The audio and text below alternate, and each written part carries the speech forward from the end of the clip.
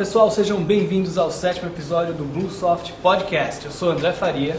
Sou o Luiz Faia Júnior e nosso tema de hoje é Lean Software Development, desenvolvimento de software enxuto.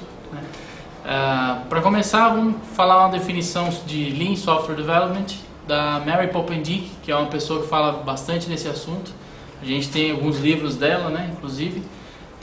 E o Henrik Nieberg publicou no blog dele, no site dele, uma definição que a Mary fez sobre Lean Software Development. Seria o seguinte, alguns pontos-chave.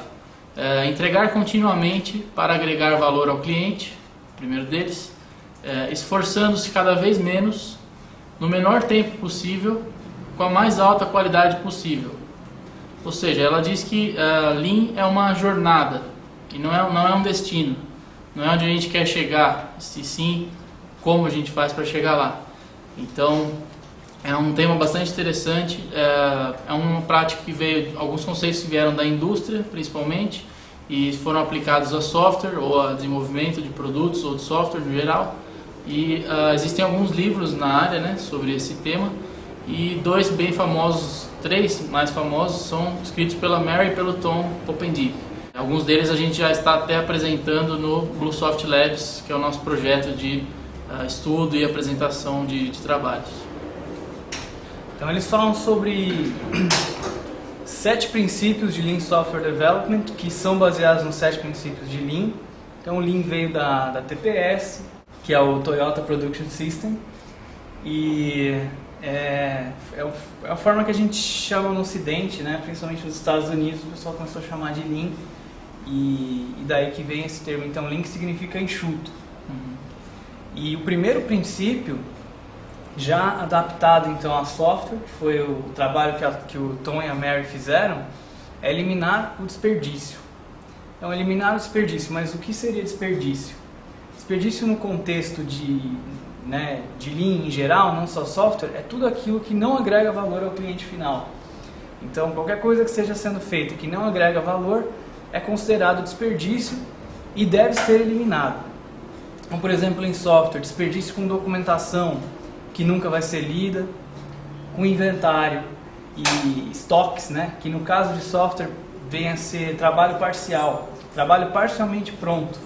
Então uma feature que começou a ser desenvolvida, mas não foi entregue ainda, não está pronto. Tudo que começa e não termina pode ser considerado como um inventário. Alguma coisa que os requisitos foram levantados, foi detalhado, etc., mas ficou numa fila parada e não foi desenvolvido. Tudo isso pode ser considerado como trabalho parcialmente feito. Interrupções são desperdício. A gente sabe que quando uma pessoa é interrompida, ela não volta à produtividade que ela tinha antes da interrupção. Então, código desnecessário por causa de features que não vão ser usadas, e atraso, tudo isso é desperdício e a gente precisa eliminar. Então esse é o primeiro princípio do Lean. Você comentou sobre documentação, eu queria fazer um comentário que eu lembrei. O pessoal costuma ver métodos ágeis, ou até Lean pode falar que não precisa de documentação, mas não é bem esse o conceito, Não. Documentação não necessária, aquele monte de papel que nunca vai ser... Que ninguém vai ler. Vai ler e não serve para nada, Então não é isso. Quando a gente está falando não ter documentação, não é a total eliminação da documentação, mas só o necessário. Exatamente. Legal. O segundo princípio, então, é criar conhecimento.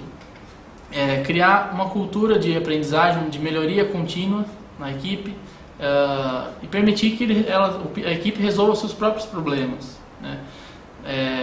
Além disso, deixar um design evolutivo que permita a evolução e que você possa trabalhar em cima futuramente. A ideia é essa.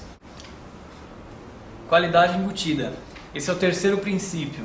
Então a ideia do Lean, da Toyota, é que ao invés de verificar a qualidade no final do processo, no caso no final, quando tudo está desenvolvido, está pronto, verificar se aquilo satisfaz as necessidades de qualidade, se funciona como deveria funcionar, com a performance certa, etc., garantir que a qualidade está aceitável, você deve verificar isso durante todo o processo. E todo mundo deve se preocupar, deve se contagiar com qualidade e deve ser um inspetor de qualidade, todos os membros da equipe.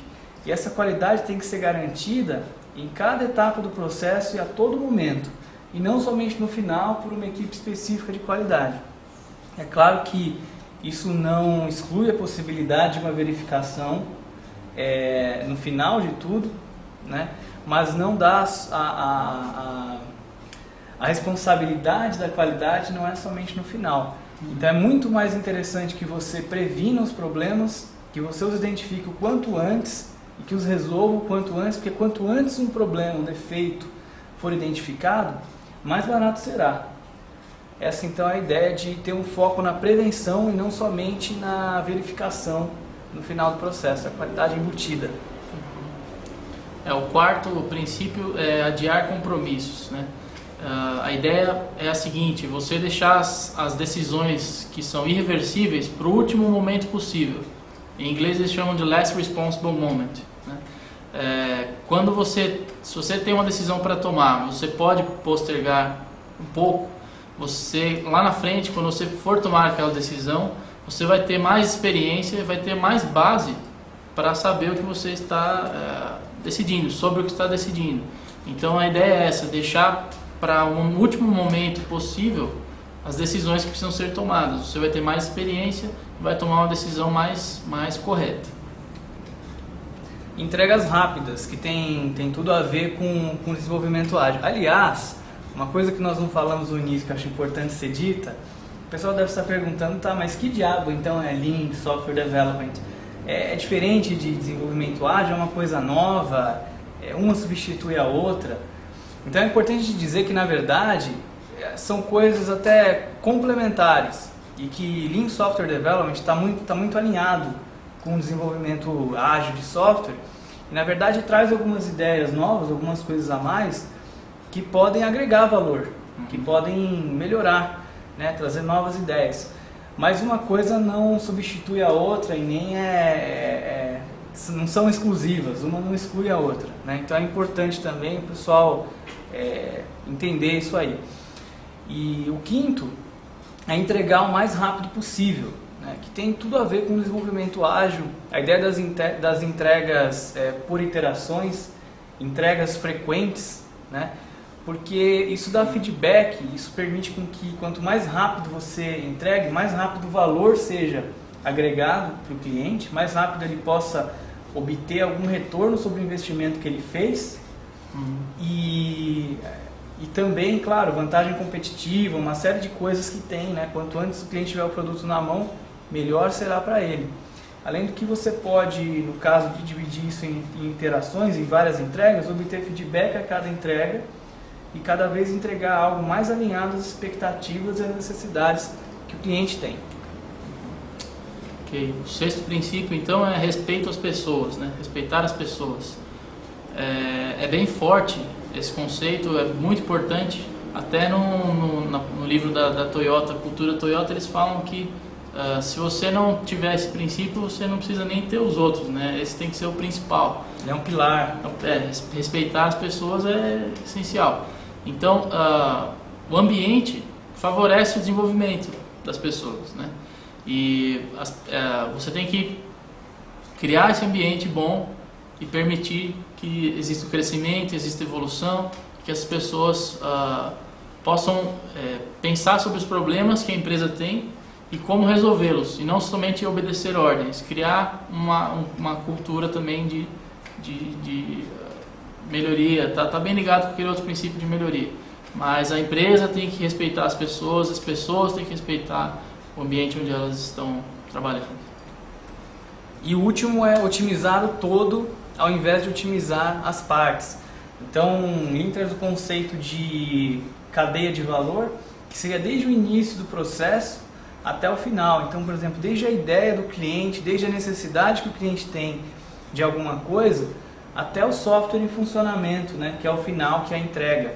Então, nós devemos tentar procurar otimizar toda essa cadeia de valor, desde o início até o final, e não cada etapa isoladamente, né? Isso está muito ligado também a teorias de pensamento sistêmico, porque por que não otimizar cada parte, né? Isso tem tudo a ver com aquela ideia de sinergia, porque a soma das partes não necessariamente é igual ao todo. O todo, ele é maior do que a soma das partes, né?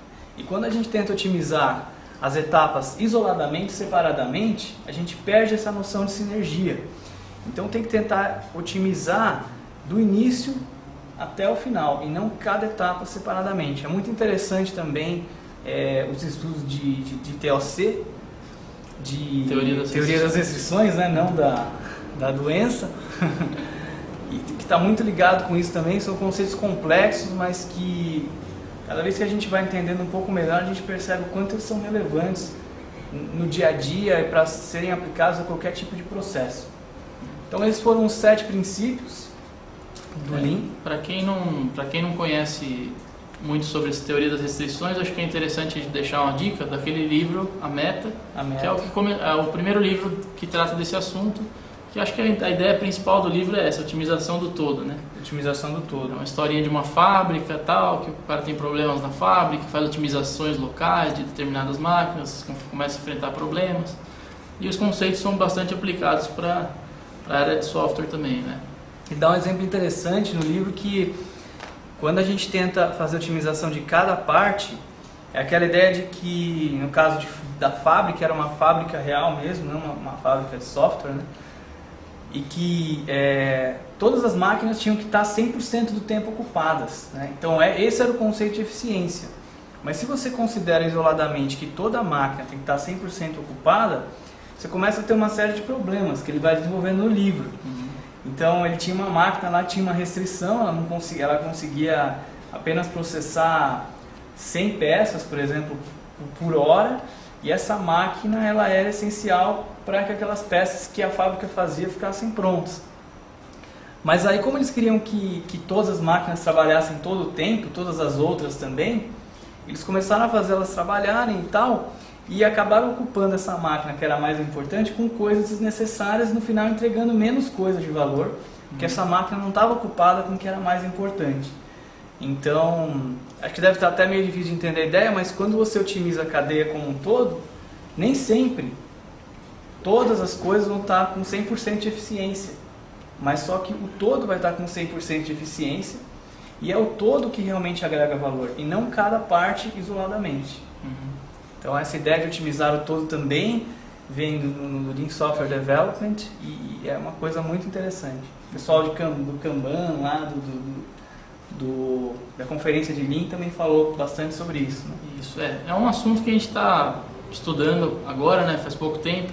Então no nosso projeto que chama BlueSoft Labs de estudos, a gente vem lendo livros a respeito, e aguardem que em breve a gente vai ter mais material sobre isso, né? As palestras que nós estamos fazendo, livros que estamos lendo da Toyota sobre Lean no geral, e essa palestra, essa conferência que eu participei alguns dias atrás, chama Lean Software Assistance Conference. Nós tivemos uma palestra do Alisson Vale, foi muito legal, uma pessoa muito respeitada fora do Brasil, até mais fora do que aqui, e ele até recebeu um prêmio nessa conferência, e o pessoal valoriza muito o trabalho dele, e ele demonstrou como tornar o trabalho visível e como fazer a otimização do todo, todos esses conceitos bem relacionados a Kanban e Lean. Então, nossos parabéns aí para ele, né? Verdade. O Alisson da Fidelis. Isso aí, continua firme, a gente está ansioso para a palestra do ano que vem. E no Agile Brasil vai ter a palestra dele também. Então, tá bem, vamos aguardar. Inclusive, faça sua inscrição para o Agile Brasil, as inscrições já estão abertas, tem uma parte da programação disponível. Infelizmente, a nossa palestra não foi aprovada, mas ainda assim a gente vai participar e estamos ansiosos para ver a palestra do pessoal. Então, se você ainda não fez a sua inscrição, entra lá no site, www.agilebrasil.com.br, faça a sua inscrição. O evento vai acontecer em Porto Alegre, né? No site tem todas as informações que você precisa, de hotéis, etc. E o pessoal já está discutindo nas listas de desenvolvimento ágil sobre dividir hotel, etc. Então, se você estiver procurando alguma coisa assim, entra lá, qualquer uma das listas, Scrum Brasil, Agile Brasil, que você vai encontrar informações do pessoal que está se organizando para ir para lá.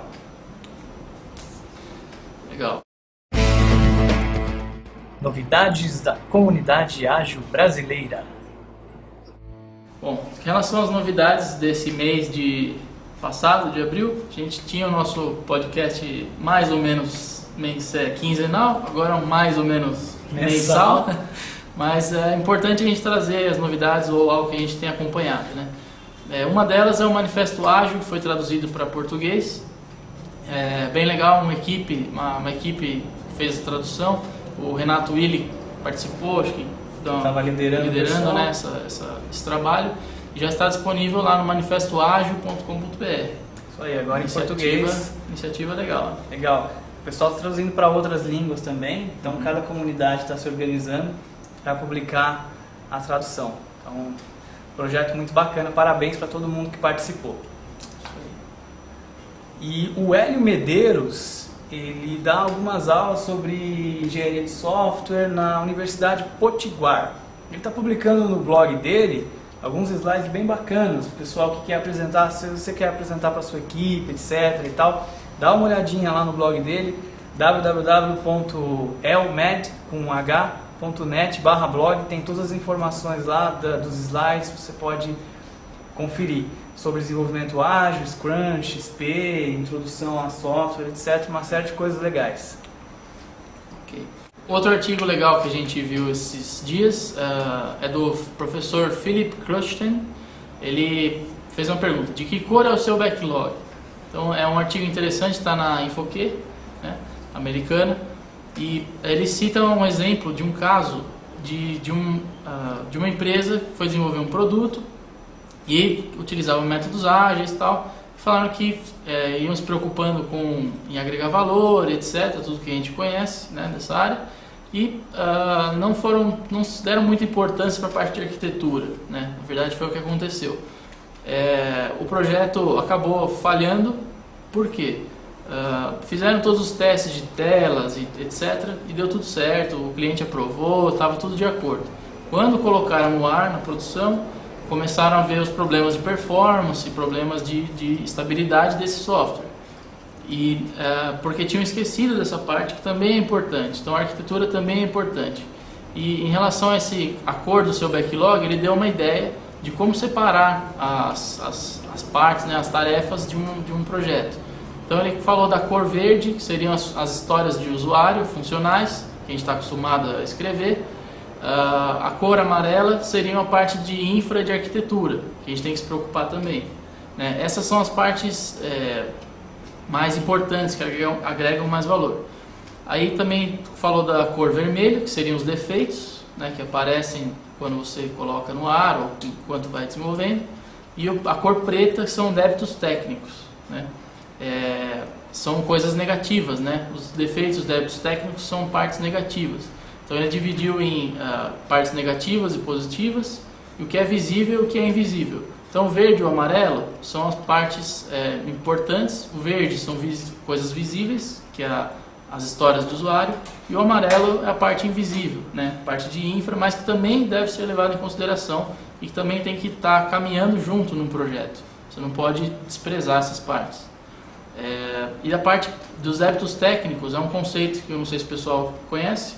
Pode falar um pouquinho? O Martin Fowler, ele diz no blog dele, né, procurei algumas definições e tal, tem algumas diferentes por aí, mas ele fala que é uma metáfora para explicar aquelas decisões que a gente tem que tomar em que ou você pode resolver um problema, fazer uma implementação de uma forma rápida e suja, né? Você vai deixar uma sujeira para trás, uma coisa que você sabe que não está bem feita, você tem consciência de que você está decidindo por não fazer aquilo da forma correta, em prol de tempo, de alguma outra coisa. E você pode também fazer aquilo da forma certa, e geralmente vai levar mais tempo, vai exigir mais esforço. Se você optar pela primeira forma, você deixa um débito técnico, uma coisa que você tem consciência que está errada e que mais cedo ou mais tarde você vai ter que pagar esse débito, você vai ter que corrigir esse problema. Então a ideia do professor é de registrar isso também no backlog. Existe bastante debate sobre isso na comunidade. O pessoal fala, não, tudo que tem no backlog é história de usuário. E a história de usuário tem que ter valor de negócio no final. E aí quando você divide isso em tarefas, você pode colocar coisas que estão ligadas à arquitetura, que estão ligadas a requisitos não funcionais, a performance, etc. Né? Então é interessante, a gente procura nunca dizer que existe uma forma certa ou uma forma errada. É sempre importante a gente considerar as ideias e procurar o que funciona melhor para cada um. Então tá aí a dica do professor, procure considerar isso aí se é interessante para você, não esquecer de tomar conta também dos débitos técnicos e das questões de arquitetura. Aí, o débito técnico é um débito, quanto mais tempo vai passando, mais caro vai ficando para pagar, exatamente. Um conceito legal. Exatamente, tem juros. E o Brad Schuchert fez alguns screencasts sobre TDD, BDD com Java, muito interessantes, utilizando Eclipse. Ele gravou, tem o primeiro episódio tem mais ou menos 1 hora, depois tem alguns outros menores. Ele fez uma RPN Calculator, uma calculadora, e ele mostra desde o início da calculadora, usando o Test Driven Development, como ele desenvolveu. Ele faz vários refactors ao longo da implementação, usa conceitos de Behavior Driven Development. É muito bacana, é em inglês, mas é um inglês muito fácil de entender. Ele basicamente usa apenas palavras simples e outras coisas relacionadas a desenvolvimento. Então, mesmo que você não conheça, que você não mande tão bem no seu inglês, eu tenho certeza que você vai conseguir tirar um bom proveito desses vídeos que ele publicou. O link está no show notes, vale a pena dar uma olhada. Legal. Tem um artigo também que a gente foi lendo esses dias, bem legal, que é do Léo Hacking, lá da Giran, uma empresa lá do Espírito Santo. Ele colocou assim: programação impar, 1 mais 1 igual a 3. O pessoal fala, poxa, esquisito isso, né? Mas é aquele conceito também de sinergia que a gente tinha comentado no começo, né? Ele explicou um pouquinho sobre o que é a programação impar, falou dos benefícios, como troca de conhecimento, a pressão do par, né? O pessoal chama de pair pressure, que é quando você está com alguém do seu lado, você precisa executar um trabalho, terminar aquele trabalho, você tem bem menos distrações, né? Como e-mail, MSN, Twitter, que você vai acompanhando o dia todo. Um dos benefícios é essa pressão que existe, né? Programação, ele fala que a programação não é apenas digitar também, não é só o tempo que você passa digitando, é o tempo que você passa discutindo e pensando a respeito do problema, em formas de se resolver de forma mais fácil. Então, quando você tem alguém próximo ou trabalhando junto, é bem mais agradável, bem mais fácil discutir esses problemas, né? Não precisa ficar interrompendo outra pessoa todo momento também.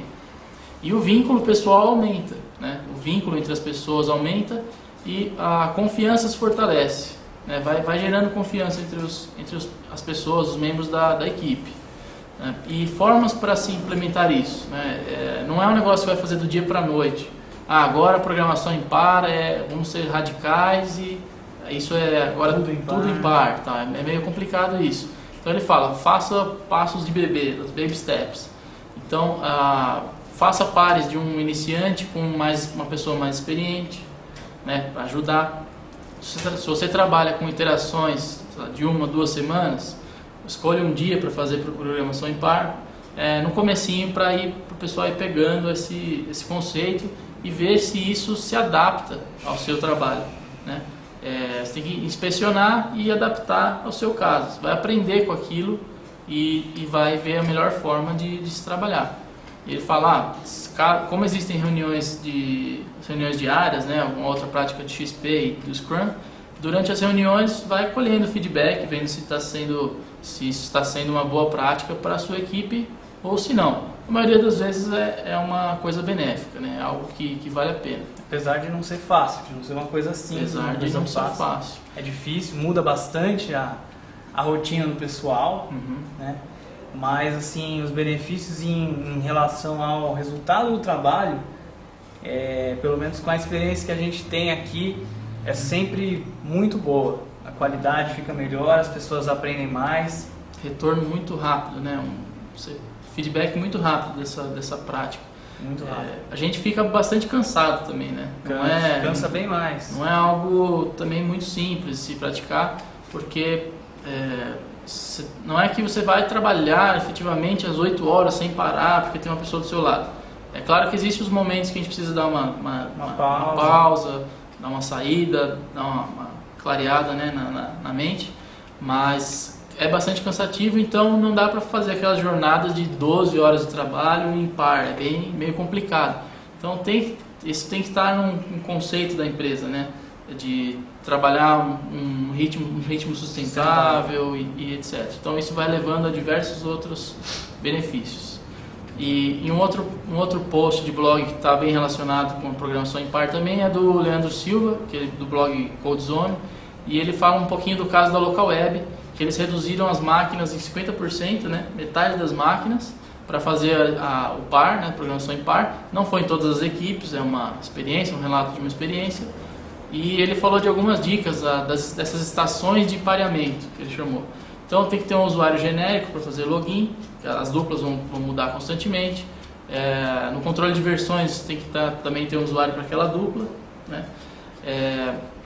Tem uma configuração padrão de desktops, de diretórios, de ferramentas, para ficar um negócio que todo mundo pode trabalhar em qualquer máquina.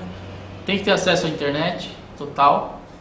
E idealmente 2 teclados, 2 mouses e 2 monitores grandes, que é para ter aquela estação onde os dois vão trabalhar. E eles também criaram uma estação de relax, lá que não é a de trabalho, é uma outra que não tem nada disso, que a pessoa vai ver e-mail, vai fazer uma ligação, alguma coisa assim para usar o banco, qualquer coisa pessoal, para sair daquela tarefa que está fazendo. Então é um relato de experiência legal, tem até umas fotos, vale a pena dar uma olhada. Legal.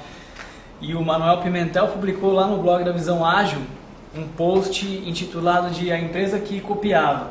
Ele está falando um pouquinho nesse post sobre aquela coisa de que no passado, alguns anos atrás, no passado não tão distante assim, quem falava de métodos ágeis eram só esses caras meio malucos, né?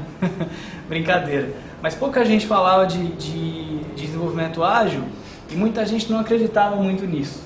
Era difícil uma pessoa levar isso a sério e tal. E que com o tempo, muitas empresas foram adotando. Hoje muita gente usa. Desenvolvimento ágil é uma coisa que é levada a sério. Muitas grandes empresas já estão usando desenvolvimento ágil. E que com isso a adoção aumentou de forma exponencial, né? Isso mostra muito a nossa tendência de copiar as coisas quando nós sentimos que, principalmente empresas grandes estão usando, pela segurança que isso passa. Mas é um pouco contraditório ver que tantas empresas têm nas missões delas inovação, por exemplo, e coisas assim, diferencial, porque muitos esperam, né, esse momento para copiar. E essa cultura de cópia vem muito do medo de arriscar uma coisa nova, o medo de tentar. O problema é que quando a gente copia, muitas vezes nós não temos consciência da escolha. A gente só busca obter o mesmo resultado que as outras empresas que usam tiveram, mas isso não é suficiente. Nós temos que fazer escolhas conscientes e temos que assumir responsabilidade pelas consequências e entender as consequências, entender as escolhas, entender as consequências e assumir responsabilidade por essas consequências que podem vir a acontecer. Então é muito importante entender e não somente copiar, né? Vale a pena dar uma lida no post na íntegra, é muito bacana essa linha de pensamento. Ok. Um outro assunto bem polêmico também, que foi de um blog que a gente acompanhou, é do Paweł Brodzinski. Ele fala o seguinte: as pessoas não querem aprender. Então é bem polêmico. Ele fala o seguinte: uma situação onde ele viu um vídeo do Mike Cohn, né, uma conferência que houve e teve um vídeo gravado, e ele falou para o pessoal do time dele, da empresa: achei um vídeo bacana, vamos passar, vamos assistir juntos, a gente discute a respeito. E aí ele convidou dezenas de pessoas, só 5 pessoas apareceram, né, para esse trabalho, para esse vídeo. E ele fala o seguinte: as pessoas não se importam se você quer mostrar algo ou ensinar algo para elas. Elas não estão nem aí. A maioria não quer assistir esses vídeos das conferências, né, que estão relacionadas à nossa área de desenvolvimento de software. Quando ele fala a maioria, ele fala 90 a 95% das pessoas. É a grande maioria, né? Então, nas palavras dele, as pessoas estão rejeitando tornarem-se profissionais melhores, né? E ele ainda comenta assim, pelo menos um terço ou metade dessas pessoas vai reclamar que não tem incentivo necessário no trabalho ou que não podem participar de cursos ou de eventos. Mas é mentira, as pessoas não querem ir atrás, né? E aí no final ele fala, mas eu tenho boas notícias. Se você é uma dessas pessoas que vai atrás e que é um self-learner, né? Um autodidata, uma pessoa que gosta de aprender, que tem vontade, vai ser bem fácil de você se destacar na multidão, né? Então, basta você aproveitar as oportunidades de aprendizado que aparecerem e você vai facilmente se destacar, né? E aí gerou uma série de discussões, né, no blog dele, os comentários bastante interessantes, e isso gerou um outro post, inclusive, né, que se você deve encorajar as pessoas a aprenderem. O David, que é uma pessoa que estava nas respostas lá do blog, ele falou que era obrigação da gerência criar as oportunidades para as pessoas aprenderem e incentivá-los a aprender. E o Brodzinski, lá, que é o autor do blog, falou que ele acha que não. Já teve muitas empresas onde as oportunidades apareciam e ninguém tinha vontade de explorá-las, ninguém tinha vontade de ir atrás e participar. A empresa podia pagar cursos, mandar a pessoa para eventos, deixar um horário livre para estudar, e ninguém aproveitava isso, né? E aí ele fala que, além disso, tem um problema na questão de incentivos, né? De como as empresas incentivam esses estudos. Por exemplo, se você definir que para uma pessoa ser promovida, ela precisa de uma determinada certificação, um determinado curso, ela vai fazer aquele curso somente pela promoção. No intuito de... No intuito de ganhar mais. Esse é um item a mais na lista dele de o que fazer para ser promovido. Exato. Não é pelo aprendizado, não é por ele, é pela promoção. Então, a gente não tem muita opção, né? A gente só tem a opção de falar para as pessoas, encorajar, né? Tentar fazê-las participarem desses eventos e cursos, etc. Mas infelizmente isso só funciona com aqueles que têm vontade de aprender. Eu acho que é mais ou menos você estende a mão, mas a pessoa tem que pegar, né? É 50%, 50%. Então, o fato de a empresa dar oportunidade para a pessoa, ter um ambiente que incentiva ela a aprender, né? Ou até que dá um tempo para ela durante o trabalho, para ela pesquisar, para ela aprender, isso ajuda muito. Mas não é suficiente. Uma parte, metade tem que vir dela, a vontade de aprender, a vontade de buscar, né? E tem muita gente que realmente está por aí nas empresas e que faz somente o suficiente para receber o salário no fim do mês. O ideal é que você não tenha essas pessoas trabalhando com você. Mas em muitos casos elas existem, elas estão nas empresas e a gente tem que entender que não adianta, não dá para obrigar as pessoas a quererem melhorar, a quererem aprender. Geralmente isso já vem de outras razões, né? Às vezes a pessoa está trabalhando com aquilo, mas só porque ela ouviu dizer que dá dinheiro, etc. Não porque é uma coisa que ela tem vocação, que ela gosta de fazer. Isso vai para um debate filosófico aí, se a gente começar a falar.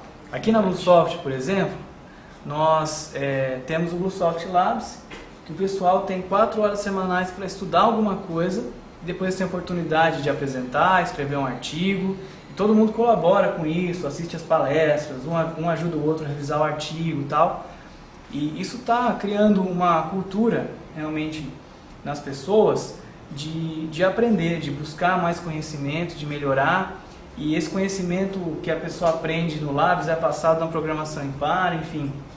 Está sendo uma experiência muito legal. Mas é notável que existem alguns muito mais interessados do que outros, sem dúvida. Então é um debate interessante que vale a pena dar uma olhada e até contribuir lá com a thread, com os comentários. O pessoal ainda está discutindo sobre esse assunto lá. E uma excelente notícia é que o livro Padrões de Aprendizagem, é um livro em inglês chamado Apprenticeship Patterns, agora está disponível sob a licença Creative Commons, na forma de atribuição não comercial e sem derivação. Esse livro fala sobre padrões de aprendizagem, um livro muito bacana, que ele começou como um wiki, né? 2 pessoas, na verdade o David Hoover e o Adewale Oshni, eles começaram a desenvolver um wiki escrevendo sobre esses padrões, de como as pessoas aprendem. E aí a O'Reilly os convidou para escrever um livro, eles escreveram um livro então sobre esse assunto, e agora esse livro já está disponível no link que nós deixamos aqui no show notes, na íntegra, para que vocês possam ler. A HashRocket, que é uma empresa muito legal também, que usa Extreme Programming e tal, o pessoal de Rails, muito forte em Rails, eles fazem uns book clubs na equipe, em que o pessoal escolhe um livro para ler, começa a discutir sobre aquele livro durante essas reuniões e tal. E eles têm o book club deles sobre esse livro gravado, disponível no Vimeo deles. É legal também dar uma olhada e ler o livro. É uma excelente iniciativa, espero que no futuro nós tenhamos mais como essa. Verdade. Bom, se você se interessou por algum dos assuntos, ou todos, espero, do podcast, entre em contato com a gente, mande suas sugestões, dúvidas, alguma coisa que estiver faltando, algum link que venha, porventura a gente tem algum problema em publicar. Mande pra gente no e-mail podcast@bluesoft.com.br. Ficaremos muito contentes em receber esse feedback. Mande também suas dúvidas, nós teremos prazer em respondê-las no próximo episódio. Se você tiver alguma pergunta para fazer a respeito de métodos ágeis, sobre a Bluesoft, etc., manda pra gente que a gente responde no próximo episódio. É isso aí. Obrigado. Obrigado, pessoal.